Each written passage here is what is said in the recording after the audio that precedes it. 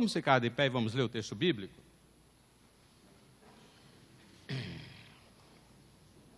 Verso Romanos 15, de 14 a 24. Diz assim a palavra de Deus: E certo estou, meus irmãos, sim, eu mesmo,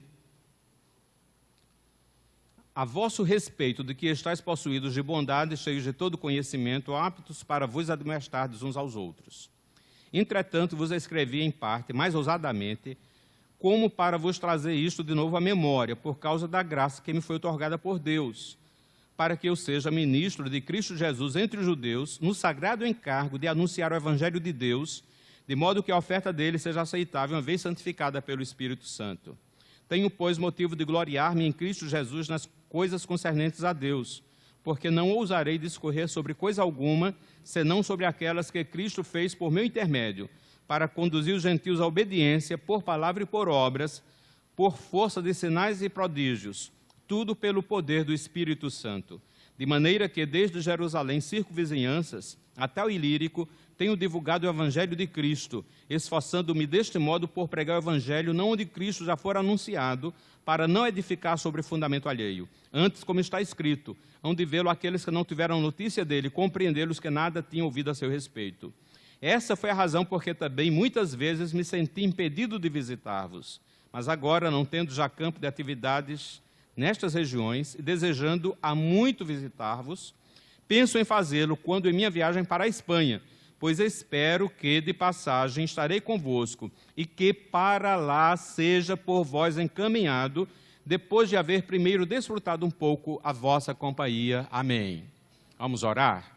Senhor, continua a falar aos nossos corações, e agora de uma forma muito especial, da forma como o Senhor prediletamente faz ao redor do mundo, que é falar ao coração do homem através da pregação da Tua palavra. Fala aos nossos corações, em nome de Jesus. Amém. Os irmãos podem sentar. Meus irmãos, como sexta-feira eu falei, o livro de A Carta aos Romanos foi escrito pelo apóstolo Paulo, lá por volta dos anos 58 da era cristã. Aquela igreja estava com uns 30 anos de fundada, né? Era uma igreja nova, bem mais nova do que esta igreja local, e Paulo olha para aquela igreja e percebe que é uma igreja saudável, não é uma igreja perfeita, que não existe, mas é uma igreja saudável. E Paulo, então, no seu coração, ele sentiu o desejo que aquela igreja fosse com ele evangelizar a Espanha. No verso 24, deixa a sua Bíblia aberta, no verso 24, ele então abre o jogo, porque um dos motivos de Paulo ter escrito esta carta era exatamente para chamar a igreja de Roma a associar-se a ele, no projeto que estava aquecendo seu coração de levar o evangelho à Península Ibérica. Notem os irmãos que Paulo estava convidando aquela igreja a ir levar o evangelho aos confins da terra. Eu acho que reverberava no coração de Paulo que Jesus havia dito e está registrado em Atos 1:8. Vamos recitar juntos? Atos 1:8. Mas recebereis poder ao descer sobre vós o Espírito Santo, e sereis minhas testemunhas, tanto em Jerusalém, como em toda a Judéia, Samaria e até aos confins da terra. Paulo está chamando a igreja de Roma, vamos evangelizar nos confins da terra. E era literalmente isso, porque não havia informação, não havia conhecimento de mundo habitado além da Península Ibérica. E neste capítulo, Paulo, ele mostra à igreja de Roma como é que ele fazia a obra missionária, quais eram os princípios e os fundamentos que norteavam o seu labor missionário. E, meus irmãos, estes princípios não serviram apenas para Paulo, são princípios que não caducaram e que servem para nortear a obra missionária da Igreja do Senhor nos nossos dias. Ao longo dos séculos, estas são as diretrizes que norteiam a obra missionária da igreja. E, evidentemente, não vamos falar dos 24, vou falar sobre, eu acho que 2, vamos correr para falar sobre 2. Verso 14, verso 24. Verso 14, verso 14, Paulo, ele faz menção de duas qualidades daquela igreja. Uma igreja cheia de bondade e uma igreja cheia do conhecimento, ou seja, do conhecimento da vontade de Deus. E bondade não como prerrogativa humana, mas como fruto do Espírito. Aqueles irmãos eram cheios da bondade como fruto do Espírito Santo em suas vidas. E eram crentes cheios do conhecimento da vontade de Deus. Unindo essas duas coisas, Paulo diz: vocês estão aptos para se admoestarem uns aos outros e viverem de forma mais saudável. Então, Paulo mostra que a igreja de Roma é saudável. Nós entendemos por esse texto que a igreja não era perfeita, mas era saudável. E por isso Paulo quer que aquela igreja vá junto com ele lá para a Espanha. Irmãos, primeiro princípio que esse texto nos mostra: missões se faz pela igreja local e a partir dela. Os irmãos percebam que Paulo não nasceu em Cristo numa igreja, mas numa estrada a caminho para Damasco. Mas Paulo foi um homem que amou profundamente a igreja e a ela se dedicou por toda a sua vida.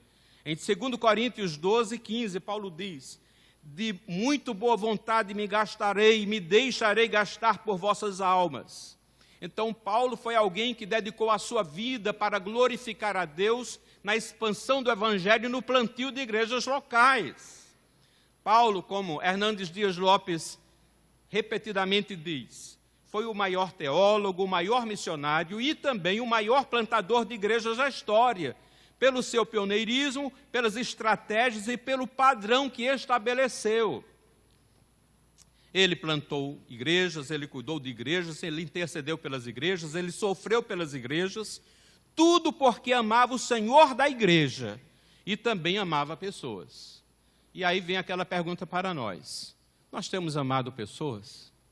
E nós temos amado a igreja do Senhor Jesus? E este amor tem se manifestado através de um compromisso concreto e frutífero com a igreja local na qual Deus nos tem plantado?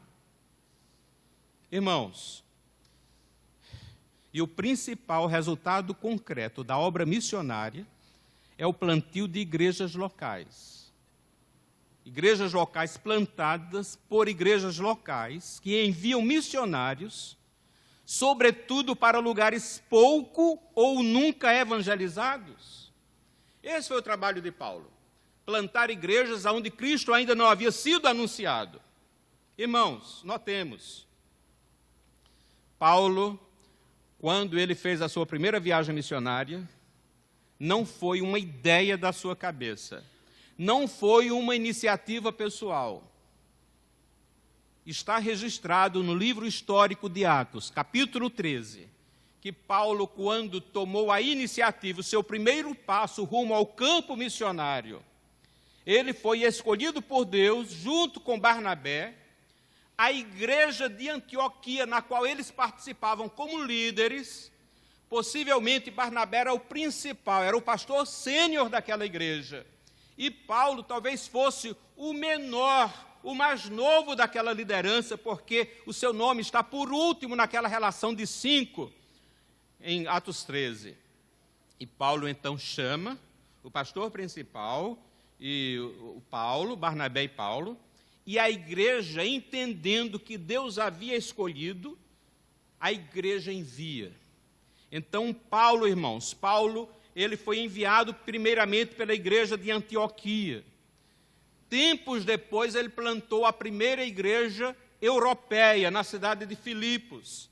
E aquela igreja de Filipos adotou Paulo. É tanto que quando você lê a carta de Paulo aos Filipenses, que é uma carta muito pessoal, no capítulo 4 você vai perceber o testemunho tão bonito que Paulo dá do esforço daquela igreja, associando-se a ele, dando-lhe cobertura espiritual e financeira, para que ele continue no campo realizando a obra de Deus. Então, Antioquia foi a igreja que enviou Paulo ao campo. Filipos foi uma igreja que anos depois o adotou para dar sustento espiritual e financeiro.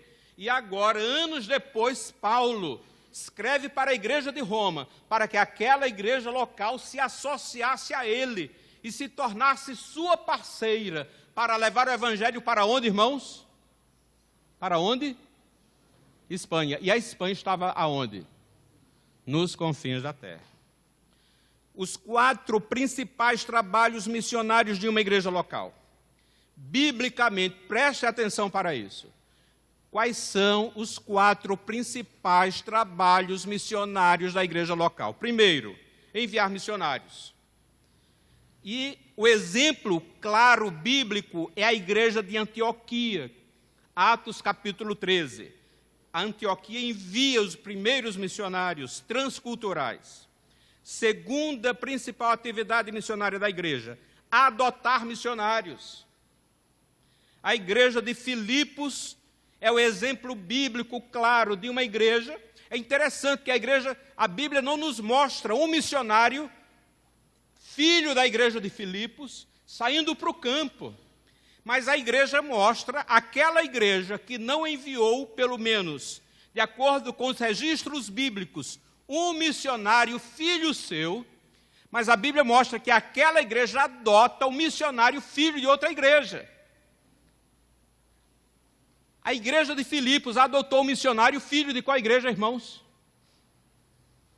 Qual foi o missionário que a igreja de Filipos adotou? Qual foi? Paulo. Paulo era filho de qual igreja? De Antioquia. Então, a primeira atividade missionária de uma igreja local, qual é, irmãos, a primeira atividade? Enviar missionários. Qual é a segunda atividade? Adotar missionários. A terceira atividade é orar pela obra missionária. E aí nós temos o exemplo de Paulo, repetidamente pedindo oração às igrejas. A igreja que estava em Éfeso, Paulo, ao final daquele belíssimo texto em que ele fala sobre a armadura de Deus, ele pede oração, orem por mim. A igreja de Coríntio, ele pede oração dizendo, eis que uma grande oportunidade, uma porta larga se me abriu. E ele completa, mas há muitos adversários. E ele pede à igreja de Coríntio, orem por mim. E a igreja aqui de Roma também, mais na frente, Paulo pede oração. E a quarta tarefa. Qual é a terceira tarefa da igreja missionária, irmãos? Orar. E a quarta, financiar missões. Financiar. A igreja de Antioquia fez isto. A Bíblia não deixa muito claro. Mas uma vez que aquela igreja impôs as mãos e enviou aqueles missionários, certamente aquela igreja não enviou os missionários de mão abanando. Aquela igreja enviou aqueles missionários com algum recurso suficiente para pelo menos parte daquela viagem, se não para toda a viagem. E outra igreja que assumiu Paulo de uma forma linda, a igreja de Filipos. Eu posso passar dever de casa, pastor Marcelo? Eu não sei quantos estavam aqui na sexta-feira, eu passei um dever de casa. Ler Romanos capítulo 15. E o dever de casa agora é ler Filipenses capítulo 4. Capítulo 4. Você vai ver ali como Paulo fala a respeito do compromisso financeiro daquela igreja com ele. E Paulo chega a dizer, eu agora tenho abundância, porque vocês me enviaram uma oferta generosa. Que bênção! Então, queridos, os principais trabalhos da igreja missionária são enviar missionários, adotar missionários, orar pela obra missionária e financiar a obra missionária, sustentar missionários, filhos seus enviados ou missionários que adotou.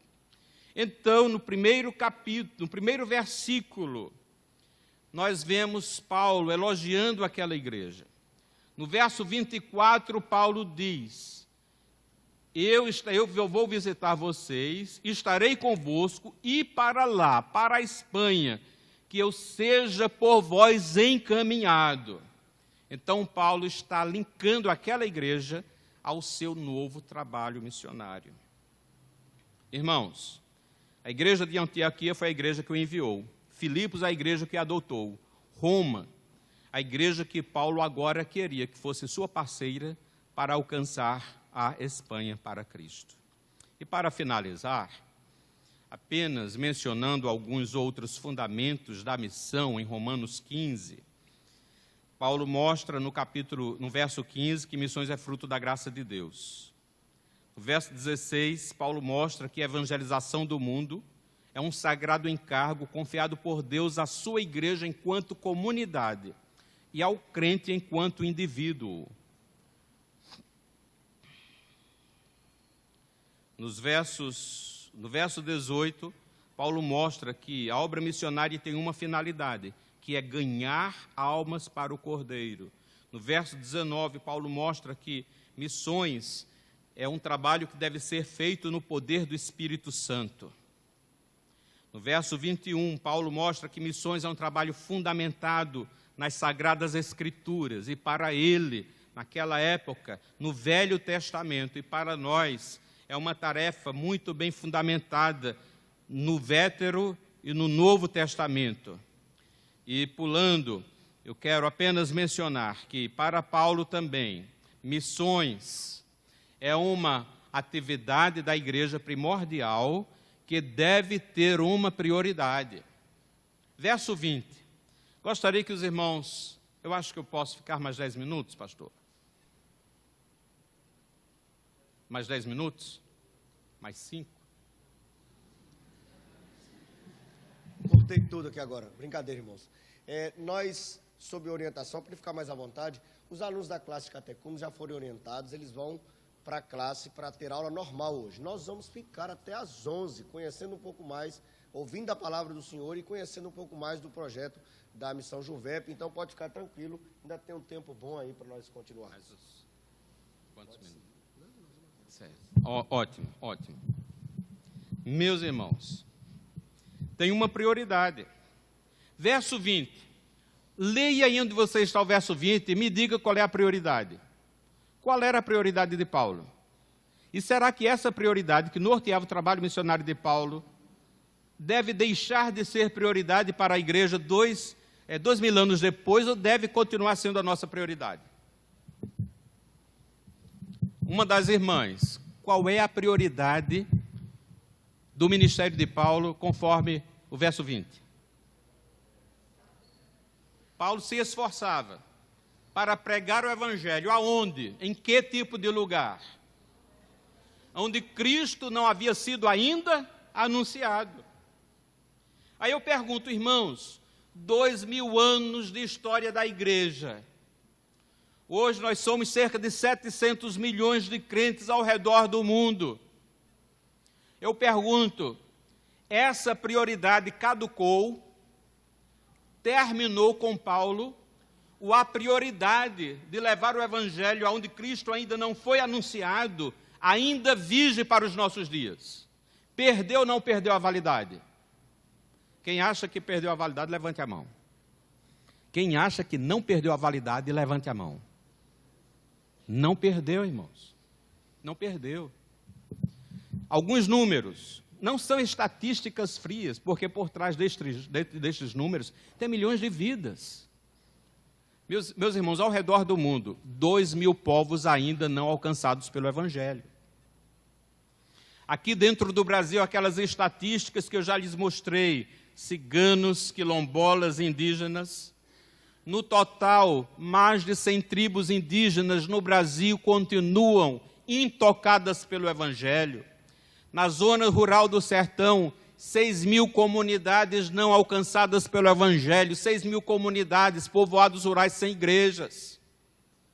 Então, meus queridos, o Senhor olha para a igreja nos nossos dias e faz uma reclamação semelhante àquela que ele fez ao velho Josué, que foi usado por Deus para levar o povo a conquistar a terra prometida. O Senhor Deus disse a Josué: Josué, você já está velho, você já está cansado, entrado em dias. Você fez muita coisa, mas eu quero lhe dizer uma coisa: muita terra ainda ficou para ser conquistada. O velho Josué recebeu de Deus esta reclamação. E a igreja, com mais de 2.000 anos, ouve de Deus esta mesma reclamação. Irmãos, há muita terra que ainda ficou para ser conquistada. muitas populações e muitos povos que ainda não escutaram o Evangelho do Senhor Jesus Cristo. Por isso, essa prioridade que norteava o trabalho de Paulo deve ser a nossa prioridade em nossos dias. Nós evangelizamos a 100ª vez aos recifenses que já rejeitaram 99 vezes a mensagem do Evangelho. E precisamos continuar, porque alguns talvez serão convertidos a Cristo na 100ª vez.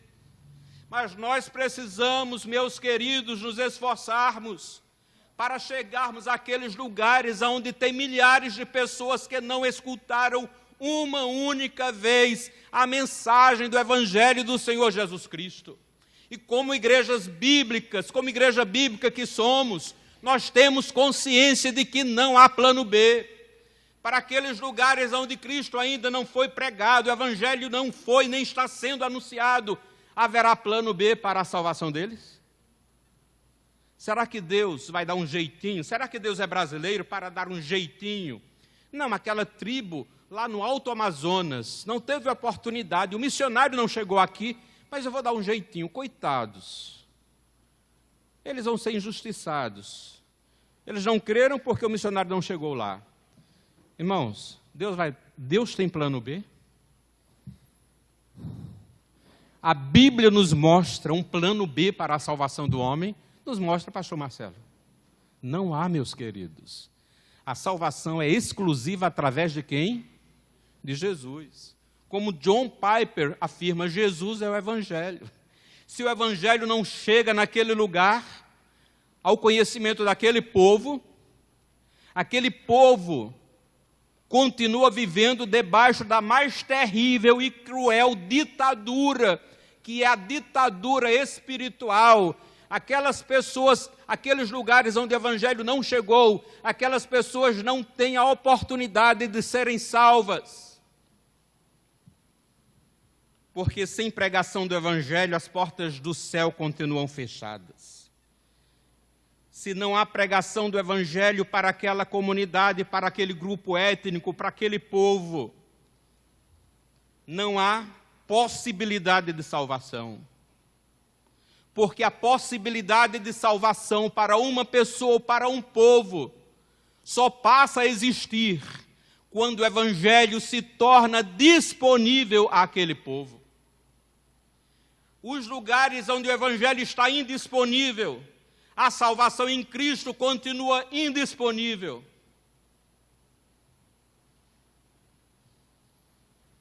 Por isso urge fazermos a nossa parte para que o Evangelho chegue o quanto antes para a honra e glória do nome de Jesus.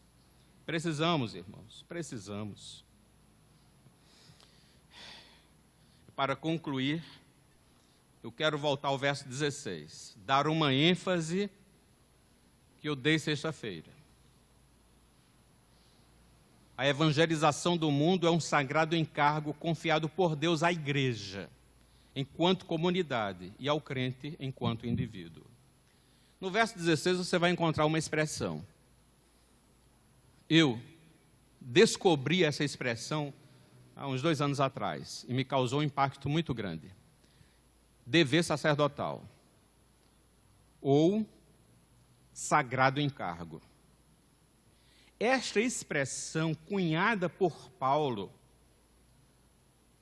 essa palavra no original grego, remonta aos sacerdotes fiéis do Velho Testamento. Aqueles sacerdotes que eram tão fiéis a Deus, que estavam dispostos a qualquer sacrifício, estavam dispostos até mesmo a dar suas vidas à morte, por amor a Deus e pelo zelo extremado e radical pelas coisas sagradas. Então, quando Paulo diz que Deus, por sua graça, lhe confiou o sagrado encargo de anunciar o Evangelho aos gentios, Paulo está dizendo que Deus lhe deu a graça de estar comprometido com a pregação, com o anúncio do Evangelho aos gentios, aos pagãos, de tal maneira que o seu comportamento, o seu compromisso, a sua atitude assemelha-se à daqueles sacerdotes. Portanto, ele está pronto a qualquer sacrifício. Ele está pronto até mesmo a dar sua vida sacrificialmente e morrer pelo anúncio do Evangelho, para que o Evangelho chegue ao conhecimento dos gentios. Irmãos, e ao lermos a história de Paulo, 2 Coríntios capítulo 11, nós percebemos que Paulo não está superfaturando. Paulo viveu intensamente o encargo sacerdotal de anunciar o Evangelho. E a igreja dos nossos dias, enquanto comunidade, enquanto indivíduos, nós precisamos resgatar este modelo, nós precisamos tomar para nós o encargo sacerdotal de anunciar o Evangelho. Ou seja, nós precisamos pedir a Deus a graça para sairmos da nossa zona de conforto e vivermos um estilo de vida sacrificial em favor da evangelização daqueles que estão próximos, em favor da evangelização daqueles que fazem parte da nossa rede de relacionamento, mas nós precisamos também assumir pela graça de Deus um estilo de vida sacrificial em favor da evangelização daqueles que nunca ouviram. Nós não temos vivido assim. Nós temos medo até de melindrarmos as nossas relações com colegas, com familiares, com amigos. E para não melindrar, nós nos calamos. Nós não queremos sair da nossa zona de conforto. A maioria de nós tem medo de evangelizar, porque tem medo de cara feia, tem medo da réplica do outro, tem medo de se tornar incômodo. Não pode ser assim, irmãos. O estilo de vida proposto por Jesus, vivido por Paulo, por Pedro, é um estilo de vida sacrificial. Eu e você devemos assumir para nós esta graça que Deus nos deu e assumirmos o sagrado encargo de pregarmos o Evangelho. Uma igreja de uma das regiões mais pobres da China, do interior da China, nos dá um exemplo assim maravilhoso. Alguns anos atrás eu li num comunicado de Portas Abertas que o povoado de Dogun, na província de Henan, no interior da China, uma região que graçava o vírus do HIV. Que vírus é do HIV? Qual, irmãos? HIV, que vírus é? AIDS. Aquela região tão pobre que na época eles reutilizavam as seringas e por isso a contaminação era muito maior. Mas aqueles eram uma comunidade rural, eles praticavam até o escambo por falta de papel moeda, por falta de dinheiro em espécie. Mas eles é uma igreja pobre, igreja rural, mas profundamente comprometida com o Evangelho, amavam tanto a Jesus que queriam tornar Jesus conhecido aos povos não alcançados na China, que não eram muito distantes de onde eles viviam. Aqueles irmãos, sabe o que eles fizeram? Eles decidiram vender o sangue por $5, para com isso levantar dinheiro, para financiar a viagem e a manutenção dos seus missionários. Já pensou, irmãos? Doar sangue, correndo o risco da contaminação do vírus HIV. Mas era a única forma que eles encontraram para levantar recursos para enviar os seus missionários. Uma igreja que aprendeu o que significa assumir o sagrado encargo de anunciar o Evangelho de Deus aos que ainda não ouviram. Eu me lembro, o pastor Edson Queiroz se tornou muito conhecido na década de 80, foi a primeira igreja a assumir de uma forma muito bonita e sistemática missões aqui no Brasil. E ele estava construindo um grande edifício de educação religiosa, um edifício de 8 andares. E num domingo, a liderança da igreja, o corpo, né, a liderança da igreja, o conselho da igreja estava reunido e o tesoureiro então disse: olha, não dá para a gente pagar os missionários e pagar a folha do das obras do prédio no próximo mês. Olha aqui como é que está o relatório financeiro. O que é que a gente faz? Aí o pastor Edson disse, olha, nós vamos continuar fazendo missões, nós vamos continuar sustentando os missionários. Com o resto, a gente vai construir o prédio. Aí os irmãos ficaram brincando, chamando aquele prédio o prédio do resto. E Deus nunca permitiu, irmãos, que faltasse dinheiro nem para os missionários, e que não faltasse dinheiro também para o prédio. Isso foi na década de 80. Os irmãos se lembram, na década de 80, a inflação chegou a quanto? 80%, irmãos. Uma loucura. Meus queridos irmãos, chegando a concluir, só quero dizer algumas coisas muito importantes. Ouçam. Devemos entender que a grande comissão de Mateus 28 não foi dada apenas aos discípulos enquanto indivíduos, mas à igreja que eles representavam naquele momento. E foi dada a grande comissão à igreja de todas as épocas, de todos os lugares, que se expressa no mundo através das comunidades de santos, que são as igrejas locais. Sejam grandes, sejam pequenas, sejam abastadas, sejam pobres, sejam das metrópoles ou dos sertões. Todas recebem, enquanto igrejas locais, graça suficiente para fazer a sua parte, para que Cristo seja exaltado entre todos os povos da terra. Um grande estadista evangélico, um grande estadista de missões, que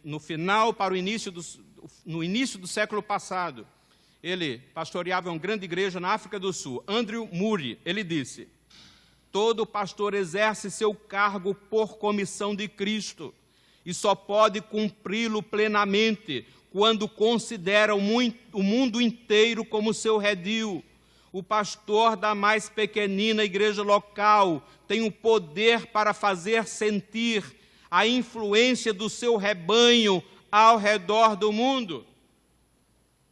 Meus queridos, a evangelização do mundo não foi confiada às agências missionárias, a evangelização do sertão não é prerrogativa da JUVEP, a obra da evangelização dos sertões, das nações, de todos os povos do mundo, é algo que foi confiado à igreja do Senhor Jesus, e quando nós falamos isso, nós estamos dizendo, a Bíblia diz, foi confiada às comunidades de santos, que são as igrejas locais. Então, sobre a igreja presbiteriana de Madalena, está a grande responsabilidade de atender às expectativas de Deus, de fazer a sua parte em favor da evangelização de Recife, em favor da evangelização de Pernambuco, em favor da evangelização de algumas partes do Brasil e em favor da evangelização do mundo. Esta igreja não poderá evangelizar todos os povos, mas esta igreja pode evangelizar um povo, pode evangelizar 2 povos, pode evangelizar 3 povos. Os irmãos podem enviar missionários, os irmãos podem adotar missionários que estão nos campos. E quantos missionários estão agora com o sustento defasado, orando e chorando e clamando diante de Deus para que o complemento do seu sustento venha, para que ele possa continuar com fidelidade e em lágrimas, semeando no meio daquele povo que ainda não conhece o Evangelho. Por isso, irmãos, eu creio que esta igreja pode fazer muito mais do que tem feito em favor da evangelização do mundo. Amém? Esse amém está fraco. Amém? Tem que ser um amém, como diz o pastor Jeremias, um amém exponencial. Porque é isso que Deus quer de você. É isso que Deus quer de você. Amém? Que Deus nos abençoe, que Deus nos dê sua graça. Eu gostaria só de orar agora, rapidamente. Irmãos, você não fará a sua parte, se Deus não lhe der graça. Se Deus lhe der graça, você fará a sua parte. Você terá poder espiritual para sacrificar alguma coisa? Comer menos. Tanto eu quanto alguns outros irmãos, comer menos vai fazer até bem para a saúde. Nós precisamos, irmãos, pedir a Deus a graça de sabermos gastar menos com a gente, para gastar mais com aqueles que necessitam ouvir o Evangelho. Então, que Deus nos dê essa graça, que Deus nos dê esta bênção para a glória do seu santo nome.